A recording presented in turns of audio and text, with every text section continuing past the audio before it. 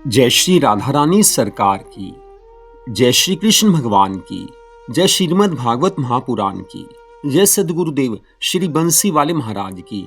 श्रीमद् भागवत महापुराण के छठे स्कंद के अध्याय 12, 13 और 14 की कथा आज हम आपको सुनाने जा रहे हैं।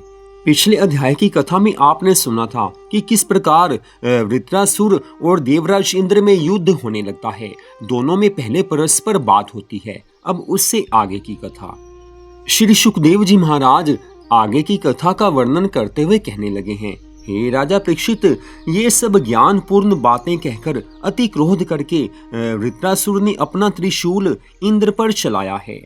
तब देवराज इंद्र ने अस्थियों से निर्मित वह वज्र इस प्रकार मारा कि वृत्रासुर की दाहिनी भुजा अलग हो गई। तत्पश्चात वृत्रासुर ने बाएं हाथ से परीघ नामक शस्त्र चलाकर इंद्र के हाथ से वज्र गिरा दिया। जब इंद्र डर के कारण पृथ्वी से वज्र ना उठा सका तो वृत्रासुर ने कहा है कि हे इंद्र, तू डर मत, मुझसे शूरवीरों की तरह युद्ध कर। यदि मैंने तुझे मार दिया तो इंद्रपुरी का राज्य करूंगा, अन्यथा भगवान के धाम में जाऊंगा। अतः मैं मृत्यु से नहीं डरता, दोनों प्रकार से प्रसन्न हूँ। मारना या मरना मेरे या तेरे हाथ में नहीं हो सकता, ये तो प्रभु के हाथ में है। जिसकी मृत्यु जब होनी है वो होगी ही होगी। भगवान की इच्छा अनुसार ही समस्त जीवों के कार्य नट के खेल के समान हैं। अतः तू प्रसन्न होकर वज्र उठाकर मुझे मार, जिससे मैं तुरंत श्रीहरि के चरणों की शरण में पहुंच जाऊं। जब देवराज इंद्र ने यह सुना तो अति प्रसन्न होकर कहा है, हे वृत्रासुर, तेरी बुद्धि धन्य है, तेरे ज्ञान को प्रणाम करता हूँ। जब देवराज ने ऐसा कहकर उसकी बाईं भुजा को भी नष्ट कर डाला, तब तो वृत्रासुर ने दौड़कर इंद्र को हाथी सहित निगल लिया। परंतु नारायण कवच के प्रताप से इंद्र की मृत्यु नहीं हुई और वज्र द्वारा उसका पेट फाड़कर देवराज इंद्र बाहर निकल आए हैं। भगवान की कृपा से इंद्र और हाथी को कुछ भी पीड़ा नहीं हुई। इंद्र और वृत्रासुर में इसी प्रकार 100 वर्षों तक संग्राम होता रहा। तत्पश्चात इंद्र ने वृत्रासुर का वध कर दिया है। उस समय उसके शरीर से एक प्रकाश रूप तेज निकलकर भगवान के पास चला गया। उसे भगवान के धाम की प्राप्ति हुई है। उसकी मृत्यु हो जाने से अन्य देवता प्रसन्न हुए, परंतु देवराज इंद्र बिल्कुल भी प्रसन्न नहीं हुए हैं। इतनी कथा सुनकर राजा परीक्षित ने पूछा है, हे महाराज, इंद्र ऐसे महाबली शत्रु को मारकर भी प्रसन्न क्यों नहीं हुआ? उसे प्रसन्नता क्यों नहीं हुई? श्री सुखदेव जी महाराज कहने लगे हैं, हे राजा परीक्षित, वृत्रासुर दैत्य त्वष्टा नामक ब्राह्मण से पैदा हुआ था। अतः वृत्रासुर के मरते ही वृद्धा रूप ब्रह्म हत्या, जिसकी योनि से रक्त बहता था और जिसके शरीर से सड़ी हुई मछली जैसी दुर्गंध आती थी, लोहे के गहने पहने हुए इंद्र के पास आकर उसे निगलने के लिए दौड़ पड़ी। इंद्र उसके भय से भागा और वृद्धा रूप ब्रह्म हत्या भी उसके पीछे पीछे दौड़ने लगी। जब इंद्र ने उससे बचने का कहीं भी कोई उपाय नहीं देखा, तब वह उत्तर दिशा के छोर पर मानस सरोवर के तालाब में एक कमल नाल में जाकर छिप गया। तब वह ब्रह्म हत्या भी भ्रमर रूप होकर उस कमल पुष्प के चारों ओर गुंजार करने लगी। इसलिए इंद्र उसके डर से बाहर नहीं निकल सकता था। जब वह भूख और प्यास के कारण अत्यंत दुखी होने लगा, तब महालक्ष्मी माता ने उसका पालन किया है। जब इंद्र के छिपे रहने से इंद्रासन सुना हो गया, तब ऋषियों ने वहां का राज्य नहुष को देने का विचार करके उससे कहा कि हम लोग तुझको इंद्रासन का राजा बनाना चाहते हैं। राजा ने उत्तर दिया कि मुझ में देवलोक का राज्य करने की शक्ति नहीं है। यह बात सुनकर सब ऋषि कहने लगे हैं कि तू चिंता मत कर, हम लोग तुझे अपने शुभ कर्मों तपस्या का फल देकर सामर्थ्यवान कर देंगे, तब तू वहां का राज्य करने योग्य हो जाएगा।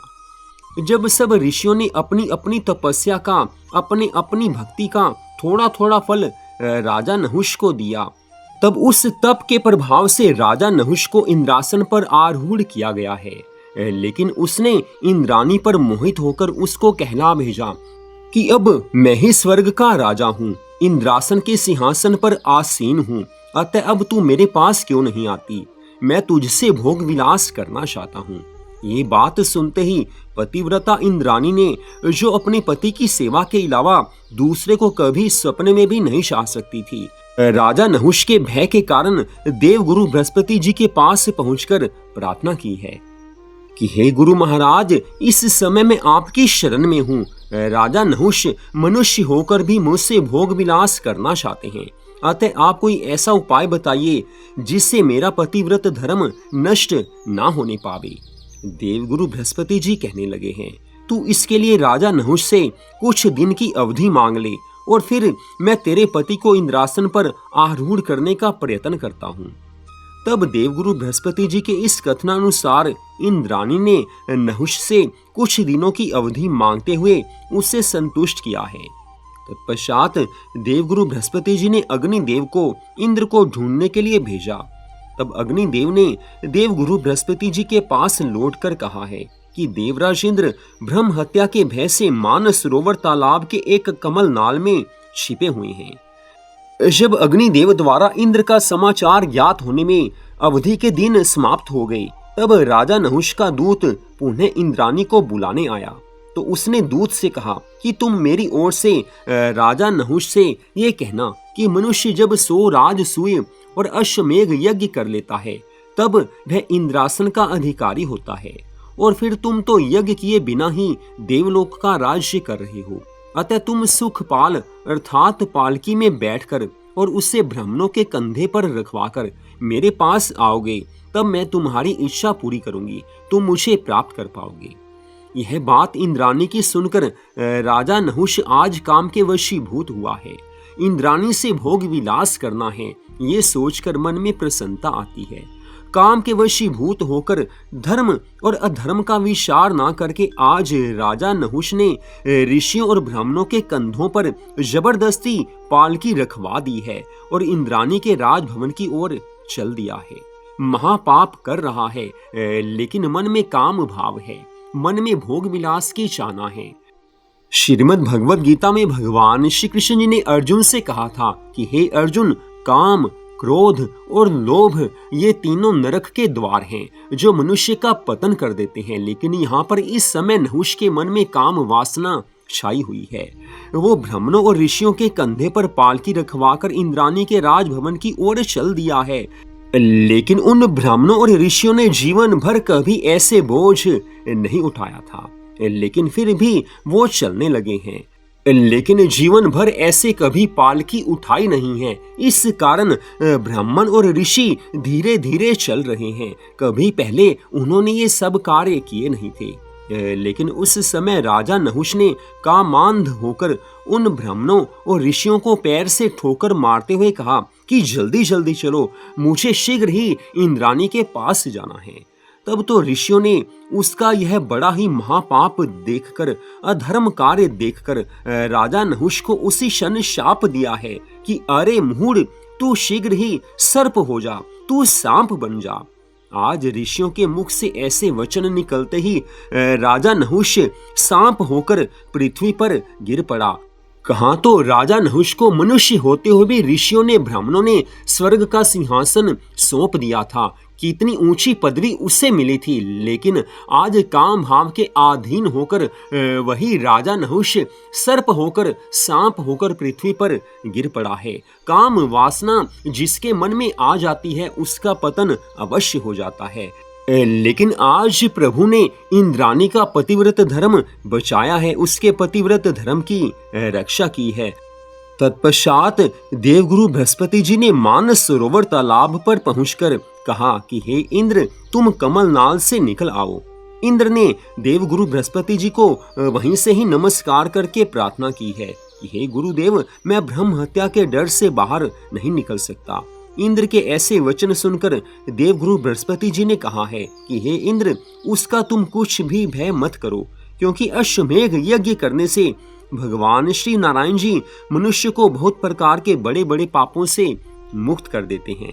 अतः तुम भी अश्वमेघ यज्ञ करके इस ब्रह्म हत्या के पाप से अवश्य ही मुक्त हो जाओगे और फिर ब्रह्म हत्या तुम्हारा कुछ बिगाड़ नहीं सकेगी।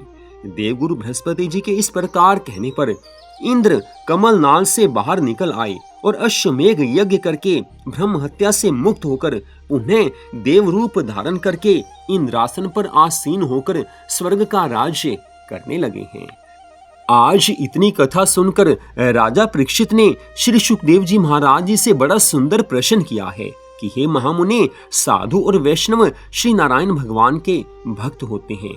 दैत्य वृत्रासुर को जिसे त्वष्टा ने अपने क्रोध द्वारा उत्पन्न किया था, उसे युद्ध में मरते समय ऐसा ज्ञान कैसे प्राप्त हो गया? उस कथा को आप कृपा कर सुनाने की कृपा कीजिए। श्री सुखदेव जी महाराज कहने लगे हैं, हे राजन, वृत्रासुर पूर्व जन्म में चित्रकेतु नाम का 7 द्वीपों का राजा था।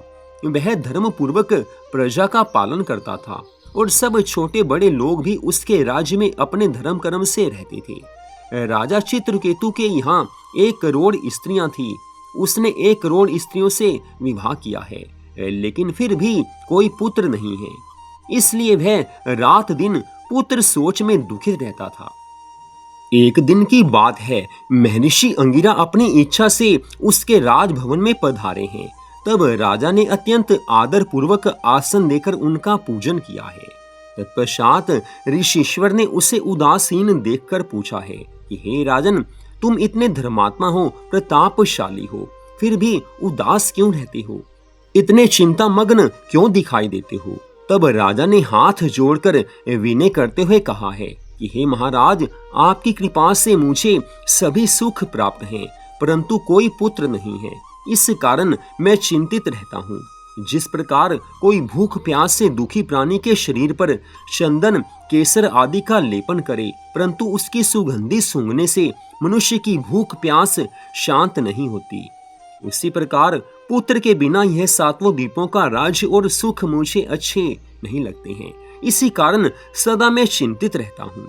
जिस प्रकार कृपा करके आप यहाँ पधारे हैं, उसी प्रकार कृपा करके मेरे इस दुख को भी आप दूर कर दीजिए। चित्रकेतु के ऐसे वचन सुनकर ऋषि महाराज ने कहा है कि हे राजन, सच कहूं तो तुम्हारे भाग्य में संतान लिखी ही नहीं है। फिर तुम किस कारण इतनी चिंता करते हो? हम तुम्हें भव सागर से पार उतारने का उपाय बता देते हैं।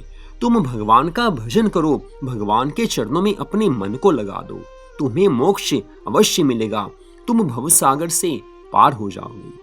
लेकिन राजा ने कहा है कि हे महाराज, इस समय ये ज्ञान की बातें मुझे अच्छी नहीं लगती हैं। ये सब ज्ञान और ध्यान अच्छी बात है, लेकिन पुत्र के बिना ये ज्ञान और ध्यान मुझे अच्छा नहीं लगता। अंगिरा ऋषि ने पुत्र की अति इच्छा देखकर उससे कहा है कि हे राजन, अगर आप इतना हठ करते ही हो तो तुम्हारे एक पुत्र होगा, किंतु उसके होने पर तुम्हें बहुत आनंद मिलेगा, हर्ष होगा, लेकिन बाद में महा दुख अवश्य पाओगे। राजा ने कहा कि हे महाराज, एक बार मुझे पुत्र का सुख दिखला दीजिए, फिर बाद में जो होगा सो देखा जाएगा। एक बार आप कृपा कर दीजिए। यह बात सुनकर अंगिरा ऋषि ने पुत्र प्राप्ति के हेतु राजा से यज्ञ करवाया है और पूर्णाहुति देकर जो कुछ साकल्य शेष बचा वह प्रसाद राजा को देकर कहा है कि इसे तू अपनी एक रानी को खिला दे। जैसे ही राजा ने वह साकल्य अपनी बड़ी रानी कृतधूति को खिलाया, वैसे ही प्रभु इच्छा से रानी के गर्भ रह गया और 10वें मास में सुंदर पुत्र उत्पन्न हुआ है। चित्रकेतु को उस बालक से इतनी प्रीति थी कि उसके प्रेम में वह दिन रात बड़ी रानी के महल में पुत्र के पास रहने लगा। बात भी सही है, इतनी अवस्था के बाद अगर पुत्र प्राप्त हो जाए तो मनुष्य को सुख तो मिलेगा ही मिलेगा, उसे वो छोड़ना नहीं चाहेगा। इस कारण राजा बड़ी रानी के पास रहता है और अच्छी बात है कि राजा की मनोकामना पूर्ण हुई है। लेकिन महर्षि अंगिरा ने पहले ही कहा था कि पहले तुम्हें सुख मिलेगा, जब पुत्र प्राप्त होगा अति आनंद मिलेगा, लेकिन बाद में महान दुख पाओगे। होनी को कोई टाल नहीं सकता है। तो उसी के अनुसार जब बाकी दूसरी रानियों ने देखा कि राजा उस बालक के मोह से 8 पहर हमारी सोच के ही पास रहते हैं, हम लोगों को आंख उठाकर देखते भी नहीं हैं और उसी के वश में रहकर हमें अपनी दासी के समान भी नहीं समझते हैं। तब सोतिया ढा से सब रानियों ने आपस में सलाह की है कि यदि यह बालक मारा जाए तो राजा हम लोगों से भी प्रीति करेंगे। ऐसा विचार करके एक दिन अकेला पाकर किसी रानी ने उस बालक को जहर खिला दिया, सो वह मर गया। अंगिरा ऋषि के आशीर्वाद से, उनकी कृपा से जिस पुत्र की प्राप्ति हुई थी, आज सोतिया ढा के कारण एक रानी ने उसे विष देकर उसके प्राणों को ले लिया है। लेकिन इधर आज जब क्रतुधुति रानी ने उसे सोया हुआ जानकर जगाने के लिए उसके पास आई है, तब उसको मृत देखकर अति विलाप करने लगी है। पुत्र की मृत्यु होती है तो माता को कितना दुख होता है, इस बात का अंदाजा कोई लगा नहीं सकता, ये बात महसूस कोई कर नहीं सकता है। और जब राजा ने ये समाचार सुना तो उसे महान दुख हुआ है। रोता पीटता हुआ वहां जाकर पृथ्वी पर गिर गया। वह 12 प्रहर तक ऐसा अचेत रहा कि उसे अपने शरीर की सुधि भी नहीं रही है। राजकुमार के मरने और राजा के अचेत होने का समाचार सुनकर सारे नगर में हाहाकार मचा है। इतनी कथा सुनाकर श्री सुखदेव जी महाराज कहने लगे हैं, हे राजा परीक्षित, स्त्रियां अपने पति और कुल का भी भला ना चाहकर केवल अपना सुख चाहती हैं। इसलिए ज्ञानी मनुष्य को स्त्री की बात पर विश्वास नहीं करना चाहिए और ना ही उसके वश में रहना चाहिए। पत्नी से प्रेम होना अच्छी बात है, उसका मान सम्मान करना अच्छी बात है, लेकिन जो मनुष्य अपनी पत्नी के वश में हो जाता है उसका पतन अवश्य हो ही जाता है। लेकिन आज राजा चित्रकेतु अचेत पड़े हैं। जो बात महर्षि अंगिरा जी ने कही थी वो बात आज सच सिद्ध हो ही गई है। तो यहीं पर आज की इस कथा का विश्राम होता है। अगले भाग में आप इससे आगे की कथा को सुन पाएंगे। जय श्री राधा रानी सरकार की, जय श्री कृष्ण भगवान की, जय श्रीमद् भागवत महापुराण की, जय सद्गुरुदेव श्री बंसी वाले महाराज की। जय जय श्री राधे, जय जय श्री राधे, जय जय श्री राधे श्याम।